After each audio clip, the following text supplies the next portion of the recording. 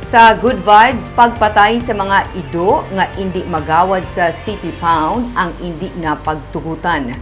Mga layaw nga ido kag magkaladakpan ang ipa-adapt na lamang. Yaring report ni Romeo Subaldo.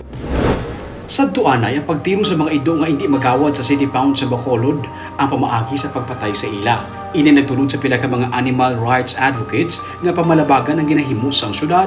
Sa malawig ang pagpakigsuwilanon sa mga opisyal sa Bacolod, natukod ang Bacau TF o ng Bacolod City Animal Welfare Task Force.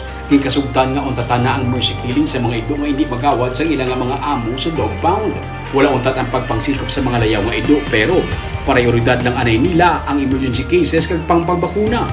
Kami ang naman kanina ni Sir Julius nga ginauna ta ang vaccination sa buong sa mga barangay. So ang aton na impounding is only based kung halimbawa may request kag immediate or emergency. Kung matang emergency kapang lagas or kapang laot ni nga mga ilo, so we need na pumaudin sila.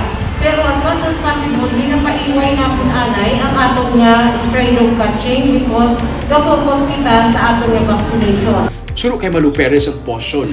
Dako ang pagpasalamat nila nga gipamatian sila sa lokal nga panguluhan sa Bacolod. Ang angkat na lang karon sa ilang nga buligan pangitaan sa foster parents ang mga ido nga ginadala sa dog pound. Pero dapat gina-screen anay ang mag-adapt sang ido kung bala maikasarang siya nga magtatap sang ido kay basi iya naman iniibilin sa dalanon. So on our end, what we do is that we regularly coordinate with the City Pound para mapapalakuan kung may ara pala mga dogs na nag-impound dito. And then we post them on our respective pages para ma-post sila for adoption. There is a 150 adoption fee per dog sa pound. That already includes ang anti-rabies na vaccine from the city vet. So, on our end, para mapadali pag ang proseso, katanan, we help facilitate kasi kami na ang bayad sa adoption fee. And then, ma-offer kami mismo kung mas balay nila sa mga interested na mag-adopt. Plano sa Bacau TF nga idalon sa mga barangay ang pag-edukar sa mga ido tuloy sa responsable nga pagtatap sa mga hinuptanan. Ang Barangay Banago ang ilang napilian nga pilot area. I-implement na namon ang Bacau TF nga programs, plans and programs.